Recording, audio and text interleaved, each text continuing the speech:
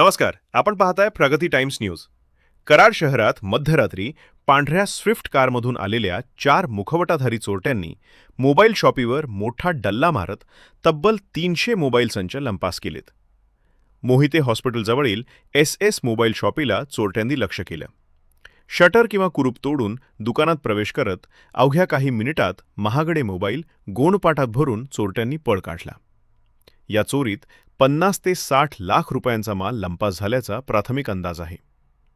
पंचनाम्यानंतर नेमकी रक्कम स्पष्ट होणार आहे. घटनेची माहिती मिळताच उपविभागीय पोलीस अधिकारी राजश्री पाटील, वरिष्ठ पोलीस निरीक्षक दत्तात्रय दराडे आणि गुन्हे प्रकटीकरण पथक घटनास्थळी दाखल झाले. सीसीटीव्ही फुटेजमध्ये चोरट्यांची पांढरी स्विफ्ट कार कैद झाली असून त्यांनी नेमका कोणता मार्ग वापरला याचा पोलीस शोध घेत आहेत. आरोपींच्या शोधासाठी पोलिसांची पथकं रवाना झाली आहेत.